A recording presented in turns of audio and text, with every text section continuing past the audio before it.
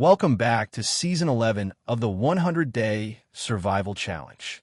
The competition is heating up more than ever as all the contestants begin to show off their hunting and fishing skills. Some have already achieved impressive results, while others are still pushing through day by day. Let's find out who will emerge victorious and claim the grand prize of $500,000. Before we dive into the video, don't forget to hit that subscribe button and help us reach our goal of 1,000 subscribers. Now let's get started. Isaiah is still lying in his shelter with no plans to go outside just yet. The weather is still quite cold, so he decides to wait until the sun comes out before starting his task for the day. By midday, he finally gets out of bed. Today's mission: build a sturdy shelter, something that can both keep him warm and protect him from wild animals. First, he begins by gathering as much wood as possible to use for the frame and walls. Next, he needs to dig a pit to create solid walls, mimicking the structure of a real house. After spending the entire morning digging only a small section, exhaustion starts to kick in. Isaiah decides to take a short break before continuing with his work. Dub had woven himself a small thorn net. It may look tiny and humble, but hey, better than nothing. Once placed in the water, it could catch fish passively. Since the night he was visited by a bear while sleeping, he moved his camp to a safer location.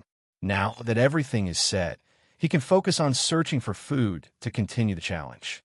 Every day, he spends a lot of time fishing. He throws the bait again and again, waiting patiently, but nothing bites. Suddenly, a duck flies by. He quickly grabs his bow and tries to mimic duck sounds to lure it in.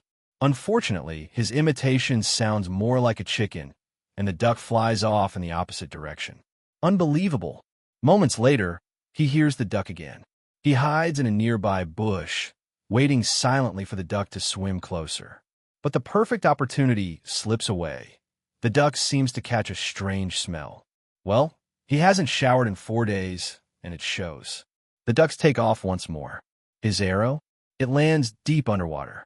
Thinking what you're probably thinking, Dub jumps into the river, not just to retrieve the arrow, but to take a much-needed bath.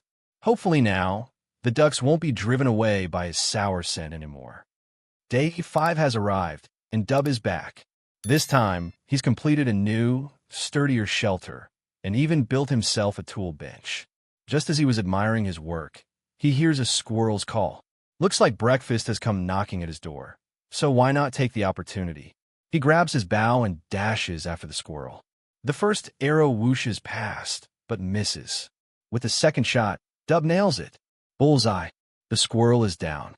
Now the real question is, will he cook with it? Roast it over the fire? Or make a savory stew with mushrooms? What do you think? Let us know in the comments below. Michaela camouflaged herself with wild grass, trying to stay hidden while continuing to lure in the duck. But in reality, this strategy wasn't working. Her fishing net still hasn't found a good spot to be placed. As a nomad, Michaela is used to migrating based on food availability. Even though life in a modern world is tough, she believes she can overcome it. She heads into the forest to forage for berries. Not only does she find some, but she also discovers a burdock root, a plant valued for both its nutritional and medicinal properties. She picks a few more berries, and with that, she has enough for a full breakfast. Since the start of the competition, Peter still hasn't had a proper meal. Today, he's crafting a fish hook, getting ready for a fishing trip. Once everything is set, he heads to the riverbank and begins fishing. Surprisingly, it doesn't take long before a fish bites the hook. This unexpected success gives Peter a big boost in confidence. He quickly reels it in, and just look at it. That fish is huge, enough to last him an entire week. Still, Peter decides to stay a little longer. Who knows? Maybe he can catch another one. Good morning, Dub. Just like every other day, the first thing he does after waking up is check his fishing net. It's been days since he last caught anything. As he steps toward the riverbank, he spots a bird perched on the net. Could this be a sign of good luck? Maybe there's something in the net today. And as if by some miracle, that tiny net has actually caught him a big fish. Dub is over the moon. After cleaning the fish, he slices off a piece and drops it straight into the pot. This meal could provide up to 3,000 calories, exactly what he needs. After 6 exhausting, hungry days, Dub finally gets the meal he deserves. Congrats, Dub. Isaiah is still diligently working on building his shelter. After finishing the pit, he sets up 4 wooden posts at each corner and secures them tightly. No matter how exhausted he feels, he's determined to complete it, not just for the championship, but for his family. When hunger sets in, he takes a short break and heads out to hunt. Surprisingly, with just 1 shot, he manages to take down a squirrel. He brings it to the riverbank to clean it, setting aside the inedible parts to use as bait. Eating squirrel meat while fishing? That's what we call multitasking. After finishing the entire squirrel, he goes back to check his fishing hook. And guess what? This time he lands a huge fish. At this rate, it's going to be hard for Isaiah to stay hungry, even if he tries. Meanwhile, Peter is busy making a fishing net, knowing that the quickest way to get food is by catching fish. After finishing the net, he brings it to the river to set it up. To his surprise, by noon he had already caught a massive fish. Rumor has it, the meat of this fish is incredibly delicious, sweet like king crab. Then he checks his fishing traps and catches yet another big fish. Just a single morning, and he's already scored a feast. But there's no way he can finish all of it in one day. To preserve the fish, he decides to smoke it. He builds a cone-shaped frame using branches, clamps the fish meat inside, then covers everything with moss to seal it.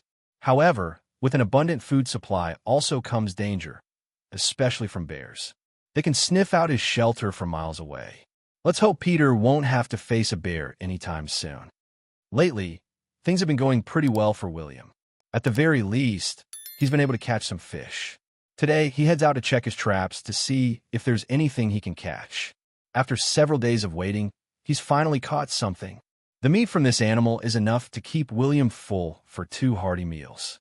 Do you think William should cook it over the fire, or try making jerky for later? Michaela hasn't been as lucky. She's been surviving mainly on wild berries. This morning's breakfast includes some berries and a wild radish, a meal that's hard to describe in terms of taste. After that, she heads to the riverbank to check her fishing net. And finally, after countless efforts, she's caught an enormous fish. Excited, she quickly cleans it and brings it back to camp to enjoy her very first meat-based meal. Since storing up a large amount of food, Peter decided today to build a ladder to hide his supplies up high. It wasn't a difficult task for him, but it did take a lot of energy. With just a moment's distraction, he accidentally injured his hand, but that didn't stop him for long. After bandaging the wound, he quickly got back to work and soon completed the ladder. Later, he went to the river to check his fish traps, but today there was nothing. No fish at all. That hit him hard. Despite having a solid food reserve, Peter suddenly felt like a failure. In a blink, his spirit plummeted.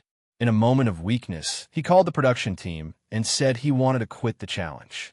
Honestly, I couldn't understand it. He clearly had what it takes to stay much longer. What do you think about this? Let me know in the comments. After Peter left the competition, only 8 contestants remain. The pressure is now heavier than ever. Everyone knows that from this point on, even the smallest mistake could mean losing the chance to win the $500,000 prize. Isaiah is still putting all his energy into building his shelter. Every log and every stone carries the hopes and dreams he has for his family. Dub has fully settled into his shelter and is now focusing all his effort on hunting and fishing. Michaela, the nomad, is still surviving on roots and berries, but her spirit is stronger than ever. And the other contestants? Each has their own strategy. Some choose to play it safe, stockpiling and waiting patiently.